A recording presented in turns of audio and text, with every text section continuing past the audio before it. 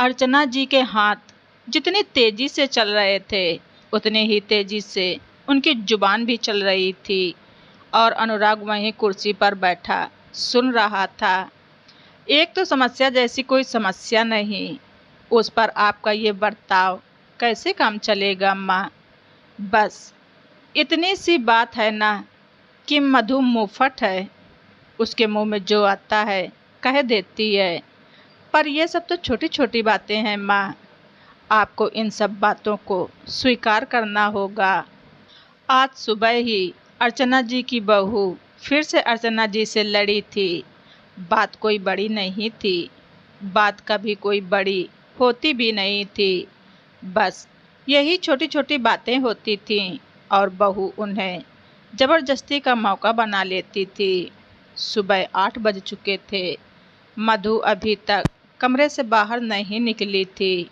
अर्चना जी ने जैसे ही दरवाज़ा खटखटाया तो मधु बुरी तरह से भड़क गई। ये क्या तरीका है माँ? क्यों, क्या गलत कर दिया मैंने? उनकी भौहें तन गई थीं। रात 1 बजे तक मैं अपना प्रोजेक्ट तैयार कर रही थी और आपने मुझे उठा दिया। कम से कम धीरे से तो उठाती, सारा मूड खराब कर दिया। मुझसे ये चोचले नहीं होते बहू, अर्चना जी ने चिढ़कर कहा। ये चोचले नहीं, आधुनिक संस्कृति है माँ। सुबह उठने पर पहला बोल प्यार का ही होना चाहिए। अनुराग ने भी अपनी पत्नी का पक्ष लिया तो अर्चना जी और भड़क गईं। हमारे ज़माने में बहुएं अंधेरे में ही उठ जाया करती थीं। वो आपके ज़माने में होता था माँ, इस ज़माने में नहीं हो सकता। तू बहुत जुबान चला रहा है, भूल गया क्या कि मैं तेरी माँ हूँ। अनुराग के ऑफिस जाने के बाद अर्चना जी ने अपने पति कमलेश जी से कई बार बहू की शिकायत भी की थी। जवाब में वो एक बेबस सी गहरी सांस लेते और पूरी समस्या का समाधान करते हुए उन्हें धीरज धरने की सलाह देते और कहते, पुराने ख्याल टूट रहे हैं, नए बन रहे हैं। नई पीढ़ी इसी दोहरे अंधेरे से घिरी है। बेहतर यही है कि उनके साथ समान स्तर पर चला जाए। ज़्यादा रोक टोक से बात बढ़ जाती है। पति की इस कमज़ोर प्रतिक्रिया से उनकी आंखों से विवशता के आंसू बहने लगे। वो समझ नहीं पा रही थी कि उनके लिए जो बातें बहुत बड़ी होती हैं वही बातें घर में सबके लिए छोटी क्यों हो जाती हैं। नाश्ते के टेबल पर बहू ने फिर से नखरे दिखाने शुरू कर दिए। ये क्या नाश्ता है? आलू के पराठे? मुझे तो ब्रेकफास्ट में कॉर्नफ्लेक्स और फ्रूट खाने की आदत है। खाने से ज़्यादा मैं कैलोरीज और न्यूट्रिशन का ध्यान रखती हूँ। ये सब खाने से शरीर भैंस की तरह थुलथुला हो जाता है। पका पकाया मिल रहा है तभी नखरे हैं। खुद बनाकर खाना पड़े तो पता चले। और ये थुलथुला किसे कह रही हो? कहीं इसका इशारा मेरी तरफ तो नहीं? अर्चना जी की तीसरी एंट्री ने उन्हीं से प्रश्न किया और वो उठकर अपने कमरे में जाकर शीशे में उन्होंने अपने शरीर का मुआयना किया। कमर और बाहों पर हल्की सी चर्बी की परत दिखाई दी, पर अब उम्र भी तो हो गई है। उन्होंने खुद को दिलासा सा दिया, सास बन गई हूँ, 1-2 साल में दादी भी बन जाऊंगी। सास का उतरा चेहरा देखकर बहू ने सफाई देते हुए कहा, माँ जी, ये मैंने आपसे नहीं कहा था, मैं तो रामू से कह रही थी। इतने दिनों से खाना बना रहा है पर घी तेल पर जरा भी हाथ नहीं रोकता। इसे कुछ सिखाइए माँ जी।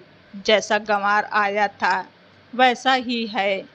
ये एक गहन पीड़ा थी जिसका निवारण पेट के गड्ढे में था। मन दुखी था। इस दुख में कई और दुख भी आकर मिले थे। दुनिया भर की चिंताएं, दिन प्रतिदिन आकर्षण खोता शरीर और प्रेम से विरक्त होते पति ऑफिस की चिंताओं, जिंदगी की उलझनों में उलझे, रात रात भर जागना, हफ्ते में 2-3 पैग लगाकर घोड़े बेचकर सो जाना। ऐसा लगता जैसे शरीर के प्रति उनके मन में केवल मात्र भाव ही था। अर्चना जी को लगता जैसे इतनी धूप में वो अकेली रह गई हैं। आधी रात तक बहू बेटे के बेडरूम के बंद दरवाजे के नीचे से आती हल्की रोशनी के बीच में 2 युवा स्वरों की खिलखिलाहट और चूड़ियों की खनखनाहट सुनकर उनका मन भी चाहता कि कुछ अटखेलियां हों, कुछ फिजूल की बातें हों, देर रात तक जागा जाए। मगर ये इच्छाएं अब एक तरफ ही थीं। कभी कमलेश जी के चारों ओर बाहों का घेरा बनाकर पहल करने की कोशिश करती भी तो कमलेश जी के चेहरे पर झल्लाहट के लक्षण साफ दिखाई देने लगते।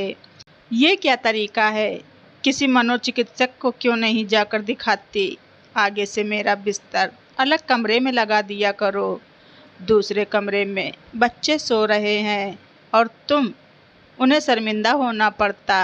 अपनी इस हरकत पर अजब सिस्टम है आधुनिक समाज का। युवा वर्ग को तो पूरी आज़ादी देता है, मगर वहीं युवा वर्ग अपने माता पिता की जरा सी भी शारीरिक प्रतिक्रिया बर्दाश्त नहीं करते। चाहते हैं माता पिता आदर्श बने रहें, ये भूल जाएं कि वे भी एक स्त्री पुरुष हैं। 5 बजे अनुराग ऑफिस से लौट आया तो अर्चना जी का मन थोड़ा शांत हुआ।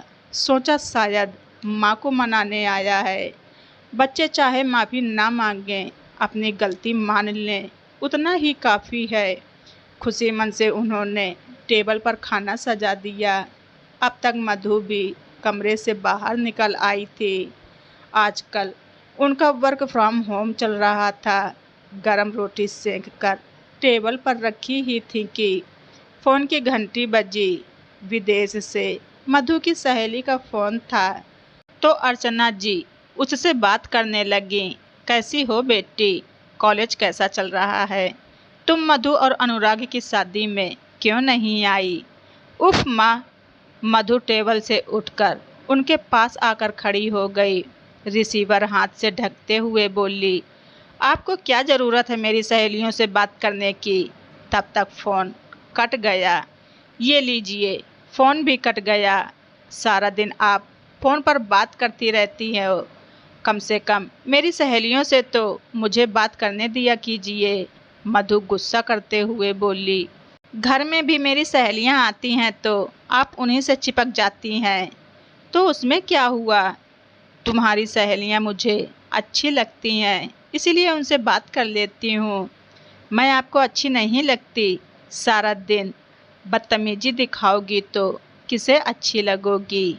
आपने मेरी सहेलियों को उल्हाना दिया, इसीलिए मैंने जरा सा कह दिया। अब बात करने का तरीका मुझे आपसे सीखना पड़ेगा। मधु पैर पटकती हुई बिना खाए पिए अपने कमरे में लौट गई। अर्चना जी के हलक से भी एक निवाला नहीं उतरा। दोनों दुखी थीं, पर अपने अपने दुख को बांट नहीं सकती थीं। एक दीवार थी जो दोनों ने अपने अपने अभिमान से बना ली थी। अतीत की यादों का सिलसिला अर्चना जी को पूरा हिलाकर रख गया। उनके ज़माने में बहुओं को ऊंची आवाज़ में बात करना शोभा नहीं देता था। ना शब्द तो बहुओं के हक में था ही नहीं। यही अपेक्षा की जाती थी कि वे सब कुछ स्वीकार कर लेंगी। खुद उन्होंने भी यही किया था। जॉब के तनाव के साथ गृहस्थी के सारे कामों का बोझ कंधों पर लिया तो ऐसा लगता जैसे किसी सुपरफास्ट ट्रेन निर्धारित ट्रैक पर बस भागती चली जा रही है। सास ससुर साथ रहते थे, पर क्या मजाल जो कभी किसी काम में उन्होंने हाथ बटाया हो। कमलेश जी से कभी कुछ कहने की कोशिश करती भी तो उनका अपने माता पिता के प्रति झुकाव अर्चना जी की सारी बातों को सिर से खारिज कर देता। सदियों की धूप में चाय की चुस्कियां लेते हुए कमलेश जी के साथ हंसी ठिठोली करने का सपना, टीवी पर कोई कार्यक्रम देखते हुए खिलखिलाने का सपना, और ऐसे ही हजारों सपने उनके मन में ही दफन होकर रह गए। और अब जब जिंदगी को जीने का समय आया तो बहू की कड़वी कसैली बातें सुने क्यों, एक बार फिर बिना किसी लाग लपेट के उन्होंने अपने मन की बात कमलेश जी के सामने रख दी। आप मधु को समझाते क्यों नहीं? उसकी बदतमीजी दिन पर दिन बढ़ती चली जा रही है। पत्नी के दुख को समझते हुए कमलेश जी ने अपनी बहू मधु से कहा, बेटी तुम पढ़ी लिखी हो, इतना तो समझती होगी कि अपने से बड़ों का सम्मान करना चाहिए। अगर तुम अपनी सास का आदर नहीं कर सकती तो किसका करोगी? तो मधु रुआसी हो गई और बोली, पापा जी मैं तो कभी किसी से किसी की शिकायत नहीं करती, लेकिन मम्मी जी रो रो कर कभी मेरी शिकायत अनुराग जी से करती हैं तो कभी आपसे रो पड़ती हैं, तो ऐसा लगता है जैसे सच बोल रही हैं और मुझे आप सब झूठी समझ लेते हैं। देखो बेटी, हर इंसान को अपनी बात और बुद्धि पर संयम रखना चाहिए। ये तो मैं भी देख रहा हूँ कि तुम अपनी मम्मी को कुछ नहीं समझती। तुमने विदेशी संस्कृति अपना रखी है, वहाँ बच्चे अपने माता पिता और गुरु का नाम लेते हैं, लेकिन हमारी संस्कृति में इन्हें पूजनीय माना जाता है। पर मैंने तो मम्मी जी का अनादर कभी नहीं किया। बस जो मन में होता है वो जुबान पर आ जाता है। मधु का चेहरा देखकर कमलेश जी को अब पूरी घटना मामूली लगने लगी, जिसे अकारण ही अर्चना जी झगड़े का मुद्दा बना बैठी थीं। उनका गुस्सा अब धीरे धीरे पत्नी की तरफ मुड़ने लगा। अर्चना जी अपने पुराने जमाने से आगे बढ़ना ही नहीं चाहती, जरा सा लचीलापन नहीं। नए जमाने की लड़की है मधु, सास की परछाई बनकर उनके पीछे पीछे तो चल नहीं सकती। उस रात अर्चना जी बिस्तर पर करवटें बदलती रहीं, नींद आंखों से कोसों दूर थी। उधर कमलेश जी भी किसी निष्कर्ष पर पहुंचने में असमर्थ थे। ना तो पत्नी को दबा सकते थे और ना ही बहू को। फिर भी पत्नी को समझाना जरूरी था। बोले, देखो अर्चना। बोलने से पहले उन्होंने अपने आप को ठंडा किया, क्योंकि वो जानते थे यदि आवेश में कुछ कहा तो अर्चना जी रो रो कर सारी रात बिता देंगी, ना खुद सोएंगी और ना ही सोने देंगी। अर्चना, हमें ये समझना ही होगा कि ये एक नई पीढ़ी है और हम पुरानी पीढ़ी के हैं। हमें इन दोनों के बीच संतुलन बनाना ही पड़ेगा, समझ पैदा करनी होगी। कैसे? अर्चना जी सोच में थी। जब तुम कहते हो तो दूसरा पहलू दिखता है, वरना मुझे लगता है जी तोड़ मेहनत से मैंने जो उपलब्धियां हासिल की हैं वो मुट्ठी में बंद रेत की तरह फिसलती जा रही हैं और मैं कुछ नहीं कर पा रही हूँ। अर्चना, तुम ऐसा क्यों सोचती हो? कमलेश जी का हृदय भी करुणा से भर गया। अर्चना जी को उन्होंने बाहों में भरकर उनके माथे पर चुम्बन ले लिया। एकाएक बच्ची बनी अर्चना जी अपने पति से लिपट गईं। उनका मन आज पति का प्यार पाकर संतुष्ट हो गया। इसी चीज की तो कमी खटकती थी जीवन में, कोई स्पर्श, कोई प्रेम की बात। इसी इंतजार में उनकी न जाने कितनी रातें वीराने में बीती थीं। कभी कभी औरतों का मिजाज इसलिए भी कड़वा हो जाता है क्योंकि वो अपने अंदर की युवती को भुला नहीं पाती। ये उनका अभिमान है। देह ढल जाती है मगर ये अभिमान नहीं ढलता। अगर पति उन्हें थोड़ा सा एहसास कराता रहे कि उनकी नज़रों में वो सबसे पहले प्रेमिका है, फिर पत्नी, फिर किसी की माँ और सास, तो ये संतुलन कभी ना बिगड़े। मगर पति उसे दायित्वों का बोझ देकर प्रेमिका से अलग कर देता है। चांद पेड़ों पर चढ़ता चढ़ता खिड़की के सामने आ गया था। चांदनी पेड़ों से छनती हुई उनके कमरे में आ रही थी। उस रोशनी से अर्चना जी का चेहरा दमक रहा था। उनकी आंखों में ना आंसू थे, ना थकान और ना ही निराशा।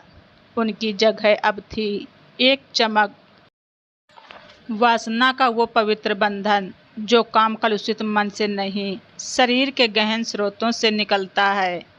कमलेश जी ने भी महसूस किया कि खुशी की घड़ी में उनका मन इसका साक्षी न बनने। आकाश पर दूर दूर छितरे बादलों को देख अब अर्चना जी के मन में उठते विचार बदल गए थे।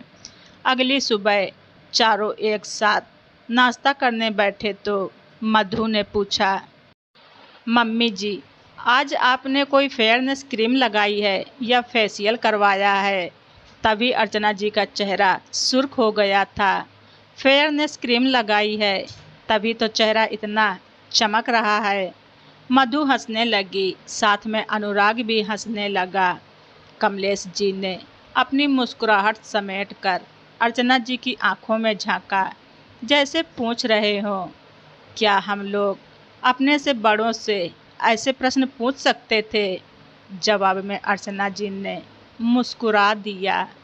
उनके विचार सहसा सकारात्मक होने लगे। जो कुछ उन्होंने खोया है, अगर वो दुखद है तो जो कुछ पाया है वो भी कम सुखद नहीं। गलती सिर्फ इतनी है कि वो पुराने और नए ख्यालों के बीच संतुलन नहीं बना पा रही थी। इसलिए इतनी सास बहू के बीच कहा सुनी हो रही थी। लेकिन अब सब कुछ ठीक हो गया था। तो दोस्तों, आप सभी लोगों को हमारी ये स्टोरी कैसी लगी कमेंट बॉक्स में ज़रूर लिखें। चैनल पर नए हैं तो सब्सक्राइब करना ना भूलें। हमारी स्टोरी को ज़्यादा से ज़्यादा शेयर करें। धन्यवाद। ऋचा वाइस।